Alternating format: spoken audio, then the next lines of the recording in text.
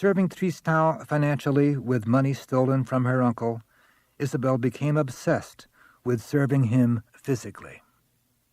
His penis, so little when limp, a baby in its bonnet of foreskin, frightened her when it became a yam, stiff and thick, with a lavender knob and purple-black ripples of gristle and veins. She would master this monster with her fragile white body. The extremity of pleasure she would give him would measure the limits of her womanhood. They watched pornographic films on the hotel's pay channel, and she studiously imitated what the women did there. "I am your slave," she told her lover. "Use me. Whip me if it pleases you. Beat me, even. Only do not break my teeth." "Dearest, please." Tristan almost simpered. He was becoming a little plump and effeminate in his gestures. He wore pajamas of figured silk. "I have no desire to hurt you." The men who hurt women are those too cowardly to do battle with other men. After seeing several such scenes on the Blue Pay channel, Isabel decided it would fulfill Tristan to have her, in conjunction with another man, for two men to communicate with each other through her body. She chose the bellhop who had spat in the hall, a brown, broad-faced boy who reminded her of Euclides. But even at the technically triumphant moment of double climax, she felt the experiment to be a mistake. Some boundaries were not purely her own. The boy, both shamefaced and faintly swaggering, waited an awkward moment as if for his tip or an invitation to return, and then left, feeling the danger in Tristan's glance. He had been her first other man. Tristan was magnificently haughty in the wake of this tableau she had staged, and not all of her tears and frantic excuses could bring down the tower he had become. "You dirtied me," he said. "You would never have played the whore like that with a husband from your own set. You think because I am black and come from the favela, I have no shame, no civilization." "I was trying to please you," Isabel sobbed. "Tell me what to do to win back, I dare not say your love, but permission to continue as your slave." She lifted herself up from the bed enough to flutter her tongue on one of his nipples. "Our lot is cast together," he said, as if pronouncing his own death sentence, and hit her with a flat hand, knocking her face away from his chest. During this long night in which she scarcely slept, awakened more than once by Tristan's renewed vigor of outrage, which pumped his sperm into her to pursue and kill that of the other man, the embarrassed boy, Isabel learned, with the gloating greed with which young lovers accumulate their lessons, this, the soft low flame she had lit within him, which illumined her face and name even in his sleep, could not be blown out, merely made to shudder, like a votive candle when a church door is opened at the far end of the nave, by whatever events overtook her resilient, flexible body. Leaving Isabel sleeping off the night's love or immersed in a romantic novel, Tristan found industrial districts in São Paulo, endless crowded houses, little bigger than Rio's shanties, but built of more solid materials, and drab factory buildings. He stopped people and asked if they knew a man called Chiquinho. None of them had, and laughed at Tristan for thinking that a single name could pluck a man up from the vastness of São Paulo, the greatest city in South America. His older brother had left the favela when he was 11 or 12, and Tristan not yet 6. Tristan remembered only sadly pale eyes and a painfully thin neck. No doubt he would have changed beyond recognition in 13 years. But in truth, he had not. Tristan recognized him without any difficulty on the broad sidewalk outside the hotel one day. "Brother," the tall, thin man said, unsmiling. He appeared to have been waiting. "Oh, how I have been looking for you," Tristan told him.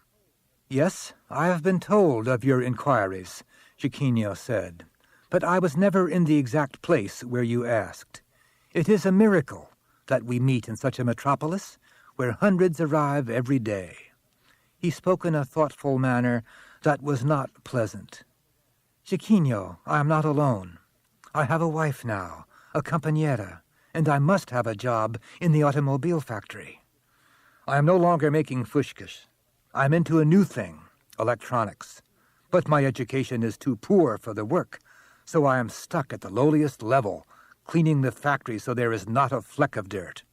You must come to see us. I, too, have a wife. Her name is Polidora. Here is my address, dear Tristan. Our street now has electricity, and the city promises sewers.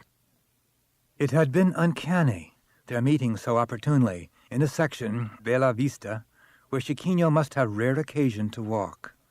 Still, Tristan accepted gratefully and turned back to tell Isabel that their true life together, their life in the real world, was beginning. With the last of their money, they took a taxi. Chiquinho at the door seemed more brittle than ever, his smile of greeting a tight gash in his face. His wife, Polidora, like a ball of freshly baked bread, was round and spongy and a toasty golden brown. She greeted Isabel with an excessively familiar embrace and then pulled her into a larger room beyond the tiled entrance hall. In this second room, two men in silvery gray suits rose and showed the guests their guns. The older of the two men, a heavy, handsome man who had grown gray and melancholy in the service of the rich, gestured with his gray barrel for them to sit on the sofa. "Do not be alarmed, my friends," he said. "We are here only to escort the young lady to her father in Brasilia. There is a plane from Gagonias at a little after 10. There is plenty of time. Let's all have a drink." "I would spit in the glass offered me by my Judas of a brother," Tristan said. Directly of Chiquinho, he demanded, "How can you justify to yourself this betrayal?" Chiquinho worked his arms about on his chest as if brushing away flies without using his hands. "This relationship is degrading to you, brother. Better I betray you than this platinum girl." Isabel's dear monkey face was twisted by the torque between indignation and tears. "How did you know about us?" she softly asked Chiquinho. "Was it Ursula?" "Ah, no, miss," Chiquinho responded, as if mercifully.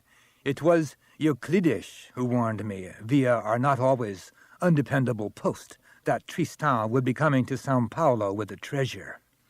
At first I waited for him to find me, but the city's vastness defeated him. So I found him. The Auton Palace was suggested as a possibility, and the clerk there was helpful." "What will happen to Tristan?" Isabel asked. The younger gunman answered Isabel comfortingly. "He will become my friend. Cesar will accompany the young lady to Brasilia, and I will stay here with the young man until the young lady is safely restored to her father's influence. My name is Virgilio," he added. Isabel rebelliously stood and taunted the gunman. "Why should I do what you say? You would never harm me. My father would have your hides." Courteously, Cesar agreed. "That is true. But the same does not apply to your black friend, your husband, if you will. The world would not miss him. And if he is not hostage enough to win your cooperation, think of our hosts." The gun barrel twitched toward Chiquinho and Polidora, standing waiting to serve them all dinner, and their two children. Isabel, on her feet, seemed stretched and twisted as if pulled by invisible threads. She said calmly, "If I am to be taken to my father, then, I must have my clothes. They are back in the hotel. There is no time to eat. If we must be at Congonhas by 10, we must go now," she said to her new escort. Isabel bent down and bestowed upon Tristan a languid kiss, soft as a cloud and warm as the kiss of the sun, that said, "Keep faith." But could he trust her? His wife, from the back, looked uncannily at ease on the arm of her distinguished-appearing abductor. Back in the hotel, she had put on a pert, neither formal nor informal, dress of small red flowers on a navy blue ground, changing costume 2 or 3 times to find the perfect match for his slacks and casual yet French-cuffed shirt, respectfully elegant, but not overbearingly so. This was to have been their first night out together, as an established couple, visiting one of her in-laws. Perhaps they had reached too far, too fast. Seen at midnight from an airplane, Brasilia's lights trace the shape of an airplane, with long curved wings, on the vast black slate of Brazil's interior. The city seems to float on emptiness like a constellation, and then to tilt, as if wheeling toward takeoff, past your own stationary position in space. You land with a whisper, as if not on solid earth. Cesar directed the taxi to Isabel's father's apartment on the Eixo Rodoviario Norte, in one of the great vertical slabs where government higher-ups maintained addresses. The security guards at the apartment building had been forewarned of Isabel's coming, for both of them were awake and wearing neat olive uniforms. Nevertheless, Cesar insisted on accompanying Isabel into the elevator and up to the floor where her father's vast apartment spread its wings like a miniature of the city itself. As Cesar surrendered her and her luggage to the tall, stooped servant who met them at the door, he lifted her white hand to his lips and kissed the backs of her fingers, which were curled and cold in her resentment. "Now, do as your papa says," he affectionately advised her. Isabel went to bed in the chamber at the end of a long, gently curved hall. The room, furnished with a narrow bed and a bare desk, was hers, though she had spent in her 18 years not 100 nights in it. Her father, who had just that day flown in from Dublin, was of course asleep. She could picture him, motionless as a doll in his black eye mask. Years of jet travel had taught him how to sleep at will. He looked forward to conferring with his daughter in the morning, at breakfast at 9:30, the servant explained. Isabel was too weary to search out a nightie in her baggage. Her nakedness felt like a defiance of the rectilinear city about her, Brazil's heart's prison, and the rejoining of her body to Tristão's blackness. Her father, whose given name was Salomão, was older than Uncle Donaciano and more powerful, yet smaller, with a bulging forehead that leaned forward anxiously from his balding head as though he were melting. At breakfast he wore a maroon silk bathrobe over his gray-striped trousers. Isabel perceived that she was just an appointment within his day, to be followed by others. "My beautiful errant child," he said, as if stating the meeting's topic. He sat down opposite her at the low breakfast table, whose inlay contained a chessboard. He opened the meeting. "I hope you slept well." "I fell asleep," she said, "by imagining that I was back in the arms of my husband, where I belong." "Just as you belong in the Hotel Amour, running up extravagant bills and corrupting the bellhop. You have had a little holiday, my Isabel, and I have been constrained to bring you back to real life." "Brasilia is scarcely real life," she told him, "nor have you been a very real father to me. You have been to me a hazy, unapproachable star, which is perhaps what a father should be, but now I must be allowed to transfer my affections to a man who has burst upon me like the sun. You will not throw away your life on a black slum boy. You will not see Tristão again. You will stay here in Brasilia and live with me. You will be in every night by midnight. You will attend the university, a few blocks from where we sit now. Perhaps you will meet in one of your classes a charming general's son." "And what if I refuse to go? What if I run away?" Her father's pendulous, watery gaze lifted smilingly, as if the array of breakfast glasses and dishes between them were chess pieces, and she was mated. "Then this Tristão, whom we can now identify and trace, may painlessly disappear. It would be, my angel, as if you, and you alone, had dreamed of his existence. For 2 years, Isabel attended the University of Brasilia, studying art history. Slides of cave drawings and cathedrals, historical tableaus, and impressionist landscapes appeared in the darkness of the lecture hall and disappeared. All were French. Culture, Isabel learned, was a local, a purely European, and mostly a French affair. Only biology was global, billions of copulations adding up. If she did date some of her fellow students, conservative and pusillanimous but handsome and admiring sons of the oligarchy and its servants, what of it? She was young, full of nervous energy, and on the pill. One can be faithful in spirit, especially if at the moment of orgasm one closes one's eyes and thinks, Tristan. Her father, observing what seemed to be her acceptance of her situation, congratulated himself on the success of his strategy. He came and went in the vast apartment like a strange slug. For days at a time they scarcely spoke, each preoccupied with different duties and circuits. Isabel held to her collegiate path in a kind of trance, under the spell of a vow for whose inner album 2 gray gun barrels served instead of a cross. She would not cause Tristan's death, and held him in her heart like a prisoner safe in a locked cell. Only when Uncle Donaciano visited did Tristan in a sense escape, for her uncle brought with him into stark Brasilia the debonair sea breath of Rio. "What do you hear from São Paulo?" Isabel lazily asked him. "Has any harm come to that poor boy whom I so wantonly invited into our shared home?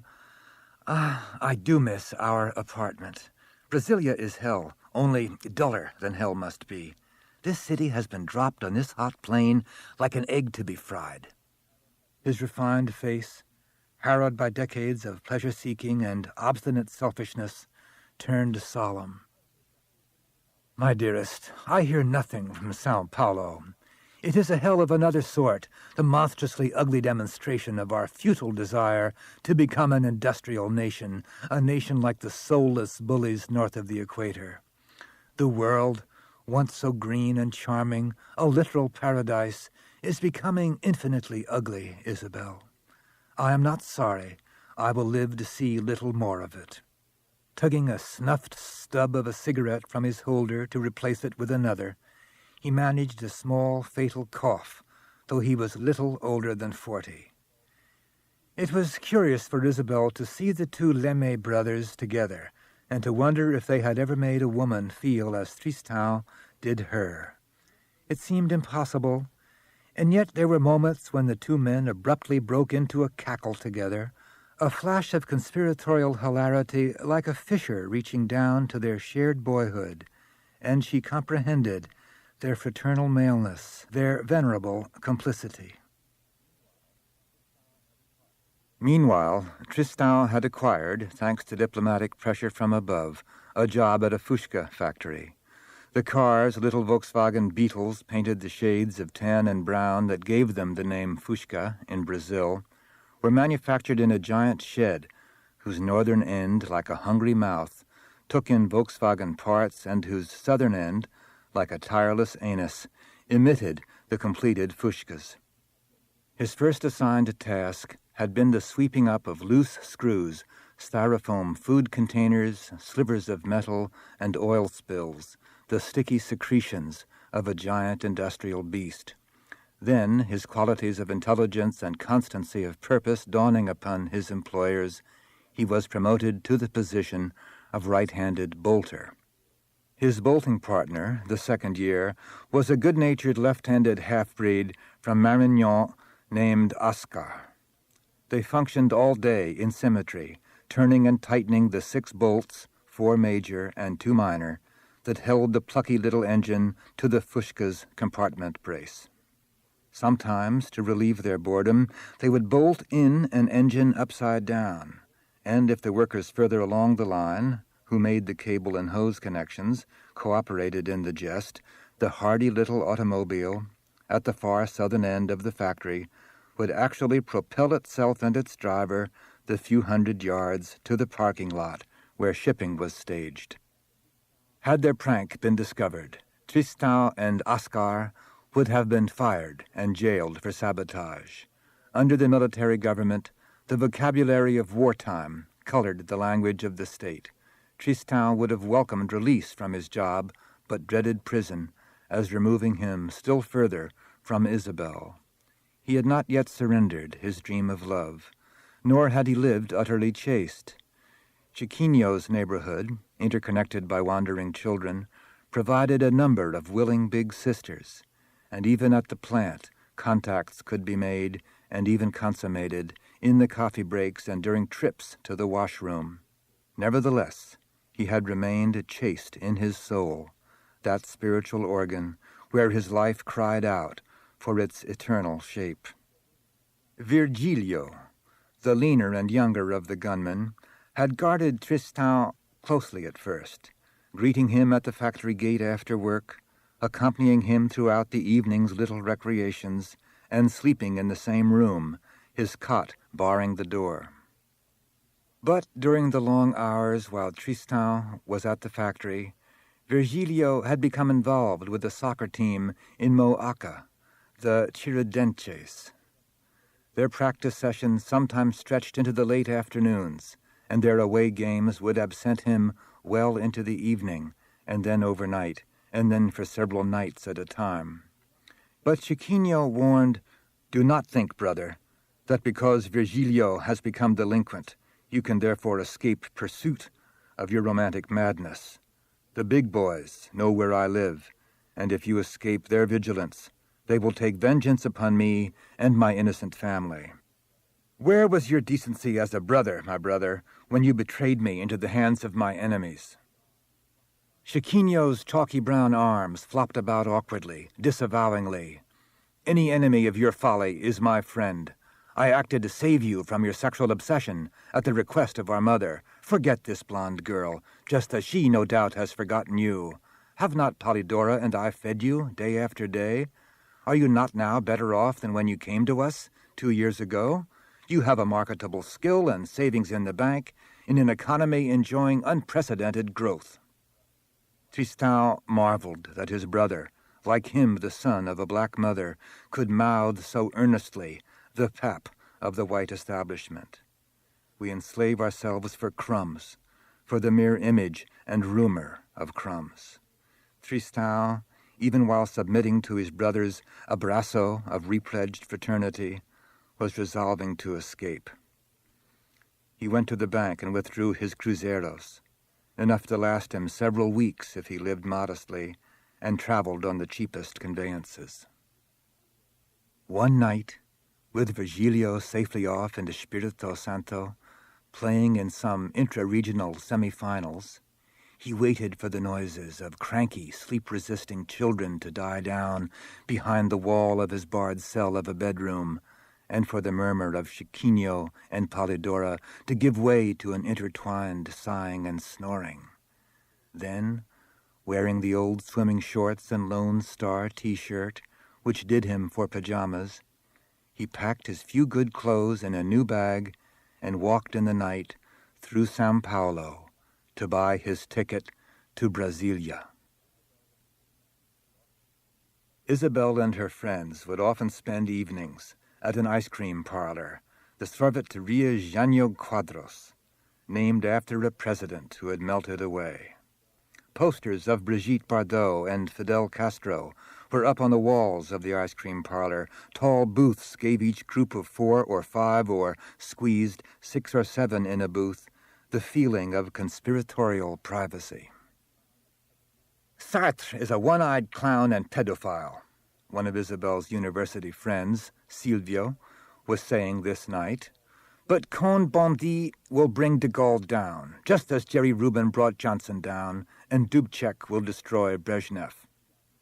The globe was in turmoil beyond the borders of Brazil, and it seemed youth was taking over, and Isabel's circle of the sons and daughters of the elite were as excited as soccer fans in the stands as the tide on the field turned. "Brezhnev will never permit socialism to have a human face," argued Nestor Villar, from his side of the smoky booth. Isabel had slept with Nestor a few times, several terms ago, but his penis was thin, with sad blue veins and an alarming, bright pink scrotum, and needed from her too much undignified labor to make it stand. She had broken the relationship off on the excuse of his political views. Isabel had just turned 21, and her life seemed to be emptying out rather than filling in. Her father had taken up his post in Afghanistan, and Uncle Donaciano came less and less to Brasilia. This term, she had shifted her field of concentration from art history to botany. Still, she felt adrift, unsatisfied by her education. The acts of learning and reading did not please her. The future did not belong to written words. It belonged to music and to flowing pictures, one image sliding colorfully into another, the soap operas and football matches and reruns of last February's Carnival. She had installed a television set in her dormitory room, and her roommates worried about her. She was living in a dream. She would flunk out. "Isabel," a voice was pronouncing, in a tone both shy and demanding. "Isabel." She opened her eyes and saw Tristan standing there, a tall black boy, wearing a T-shirt so faded and tattered its legend could scarcely be read. For a flashlit moment, in the glare of her friend's startled stares, she doubted that she knew him. "How did you find me?" she asked him. Her accusatory tone made him smile. In the slow ease with which he bared his perfect teeth, the strong, square, taken-for-granted teeth of youth, she knew him again, as a mirror held up to her best and deepest self. "Virgilio heard from Cesar that you were a student at the university here. When I got off the bus, after a journey of 15 hours, I asked where the students might gather. This is the 12th place I have searched. You do not seem pleased to see me. You are no longer a girl of 18. "I am pleased," Isabel told him. "Excuse me," she said to Silvio, who sat between her and freedom on the outside of the booth. He asked her, "Are you in trouble? Who is this riffraff?" To Isabel's ears, his voice sounded blanched. She steeled herself, explaining firmly, "He is my friend."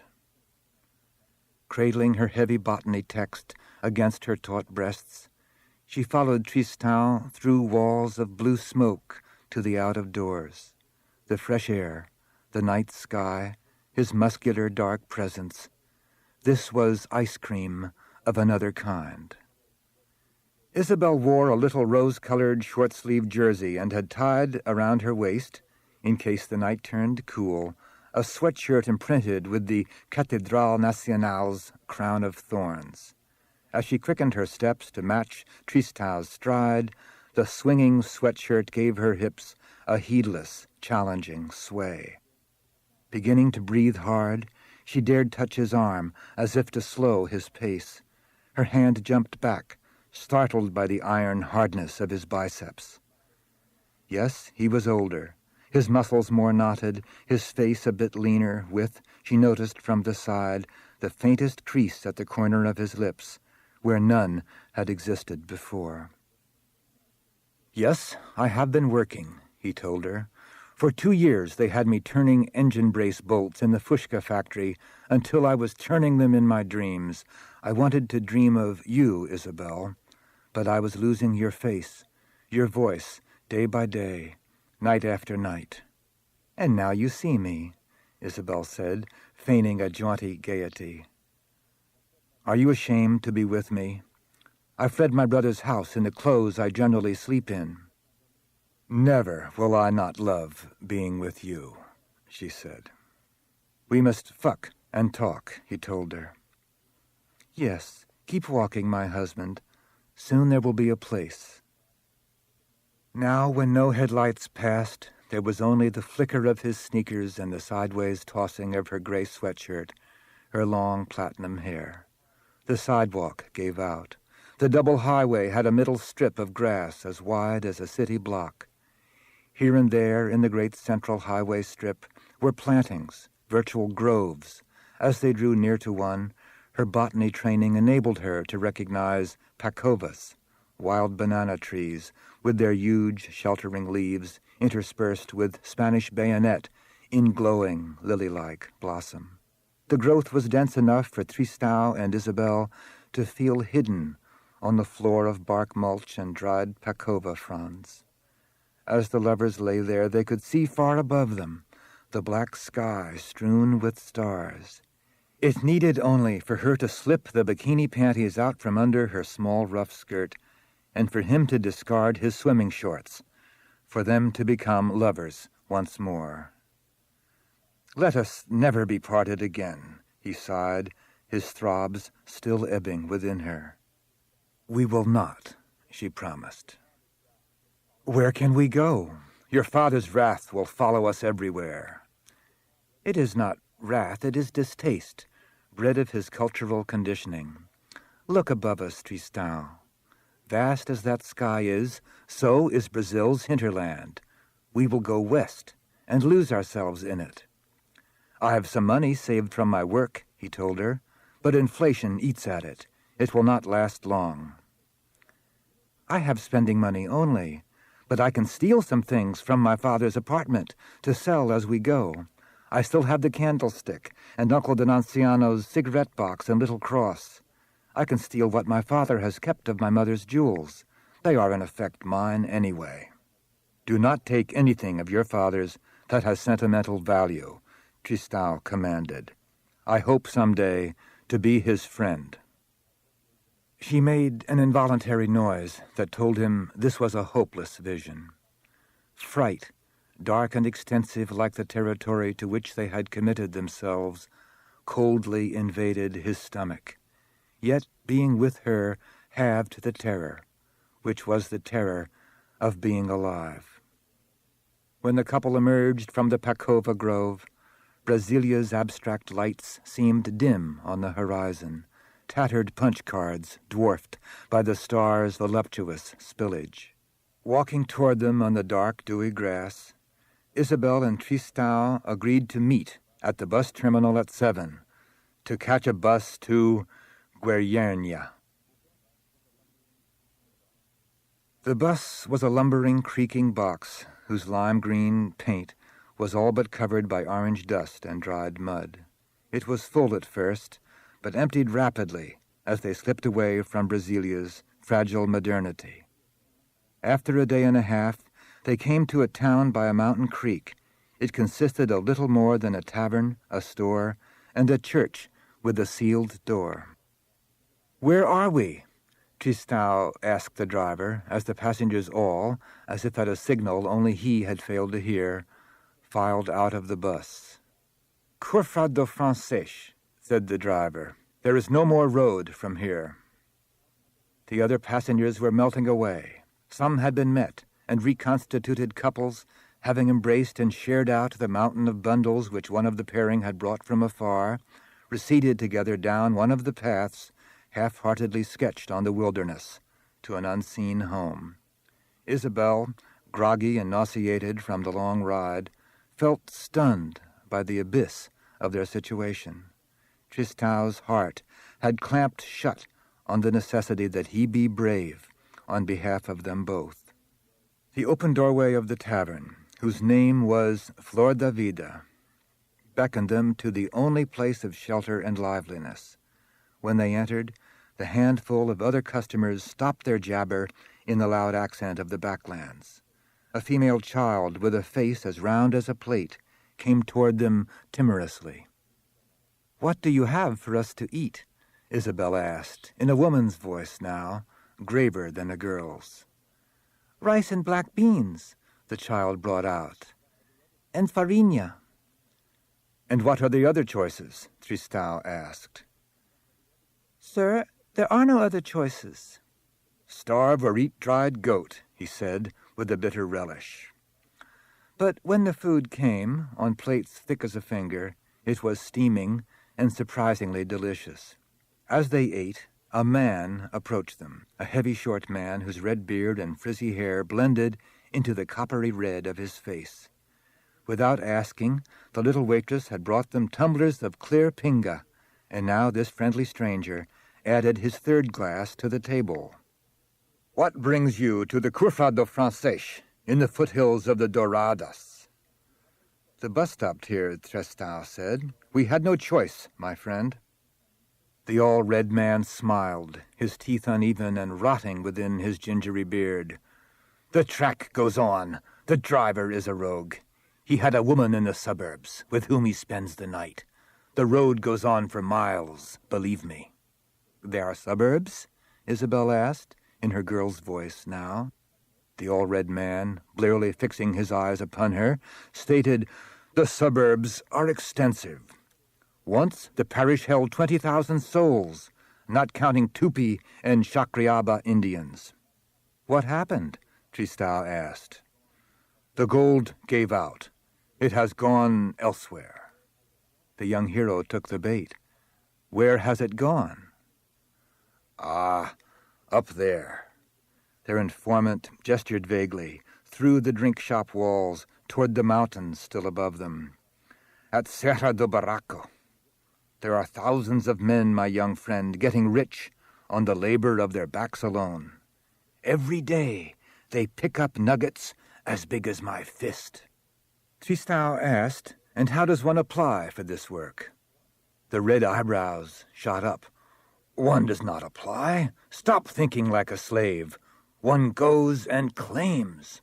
All one needs to become rich is a pickaxe, a hammer, a shovel, a batea, and a claim." "How does one make a claim?" Isabel asked, for she had learned in the years of watching Uncle Donaciano languidly manage his wealth that nothing comes without a price, and there are few things that have no price. "Why, one buys it," came the answer. "One buys a claim from a garimpero who, like myself, has made his fortune. Here, behold."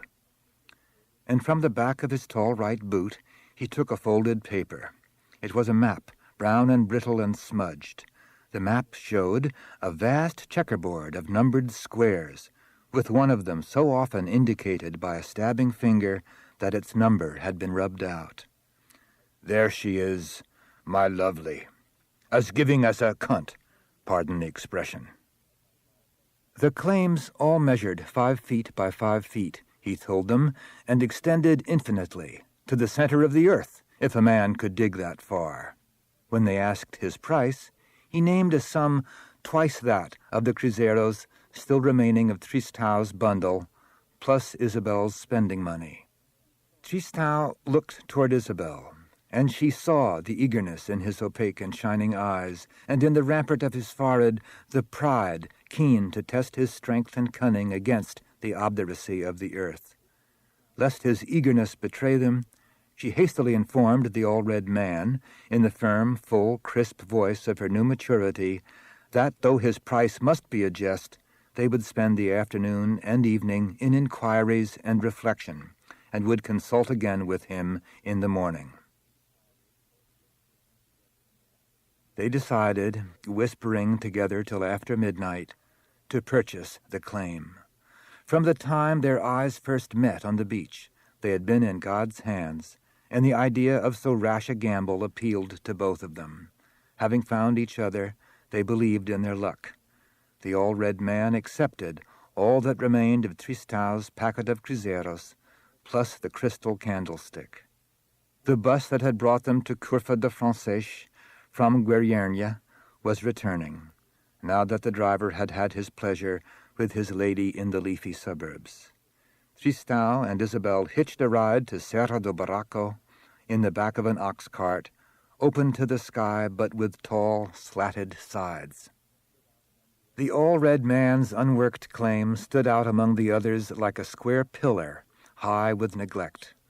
Under the onslaught of digging, what had been a mountain was becoming a giant hole, not hundreds but thousands of men, in a bowl a half-mile across, trundled sacks of mud and pickaxed rock, up crude wooden ladders leaning against the cliffs, hacked out in a quarry of descending terraces. Almost every day, loose rock and eroding earth slid down upon the slaving men. Every day a garimpero or two died of avalanche, disease, exhaustion, or a knife fight. Robbery and murder occurred right in the pit, as well as in the dozens of shack towns that had sprung up on the surrounding slopes, strings of hovels mixed with a few shops, mortuaries, and, incongruously, manicurists' parlors, with numerous small cubicles for the manicure. There were no bars. Alcohol was forbidden in a 10-mile region around Cerro do Barraco, or the mayhem would have been far worse. Once he learned the ropes, and had acquired from the cooperative commissary his pickaxe and shovel and sledgehammer and sacks, to add to the battered, well-worn, yet still refulgent miner's pan, the batea, that the All Red Man had sold them along with the claim, Tristão was happy. In the fushka plant, shorn from Isabel, he had felt crushed to the floor of an overarching clatter. Here, in the hollow mountain, atop his personal pillar of stone, he felt exalted and free, a heroic figure, silhouetted against the sky, contesting the elements, while yet their companion. But as the first year became the second year, and a third year followed, his pillar of unprospected stone drew level under his exertions with the terrace of worked claims around it. Then, as the workers of these other claims fell away, through death or injury or despair of ever making a strike, his 5-by-5 claim became a pit, gouged inch by inch into the adamant, inscrutable rock, and his once high hopes sank to a groggy, fanatic faith in the nearly impossible. Not that he did, in all these days of patient working, fail ever to see the glint of gold. Tristão and Isabel had occupied an empty shanty with its back to a mercury-polluted creek. Each night, Tristão would bring home a sack of the most promising rocks the day's labor had uncovered, the palest with quartz, the most glittering with scales of pyrite, the fool's gold that is sometimes true gold's companion. These hopeful lumps he would pulverize with a hammer and steel-tipped stake, while Isabel within the shack prepared the evening's black beans and rice. At the creek's edge he would squat, swirling the fragments in water and watching for the heavy fragments to adhere to the batea's gentle corrugations, which radiated out from the center like the rays of a haze-entrapped sun. The biggest crumb of gold he ever recovered was smaller than a match head, but even on the strength of this meager strike, they bought some dried meat at the commissary to fortify their monotonous diet, and made love for the first time in weeks. Tristão was too bone-weary, generally, to minister to Isabel. His passion now was all directed toward the imagined contours of the precious metal hidden in the maddeningly obdurate matrix of stone. The light of his adoration had left his wife's body. Here on the sloping outskirts of Cerro do Barraco, a fine dust had worked itself into her skin, accenting the creases that had appeared on her forehead, at the corners of her eyes and mouth, even at the base of her throat, which had once been smooth as a flow of milk. Her youthful monkey face now exhibited a determined set to the mouth, a shadowed weariness about the eyes. Isabel had thought of finding work, but her skills, her rich girl social graces, her student smatterings of knowledge, were of no value here. She had but one asset, which the men of the street noisily appraised whenever she stepped outside the shack. Her clothes began to give out. The dresses and blouses and tight smart jeans she had not worn into rags, she had sold to the manicurists to put rice and black beans and farinha upon their table. For Tristão in her eyes had become an engine of muscle she must keep fed, or their progress through time would grind to a halt. By the time there were no more clothes to sell, she had become friends enough with the manicurists for them to show her how to earn money. It was surprisingly easy, once you learned to keep a part of yourself out of the way, high on a mental shelf. When Tristão came home, and found on the table not simply rice and beans, but bacon and a sizzling pan of that succulent freshwater fish called dorado, with pineapple and pitanga for dessert, he looked at her for a long minute and deliberately did not ask what vein of gold she had struck. Even in the days when their love-making had been vigorous and incessant, Isabel had not become pregnant. In their second year at the Serra do Barraco, she was, and the shack shook and trembled with nature's miraculous upheaval. The baby came and was a boy, with wrinkled blue palms like flowers just unfolded and genitals like a bud still packed tight. She timidly suggested naming him Salomon after her father, but Tristan, roused from his gold-betranced passivity, objected with passionate gestures, saying that her father was his deadly enemy. Since he had no known father, he accepted her second suggestion, the name Azor, after a toy stuffed capybara she had loved as a girl.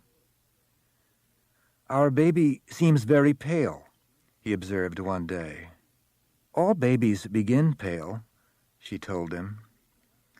But as the days went by, and the infant grew fat on Isabel's milk, and his rubbery limbs began to strengthen, his skin did not significantly darken in color. Tristan held the blameless blob of flesh in his arms and gazed down and tried to glimpse a shadow of Africa. He failed.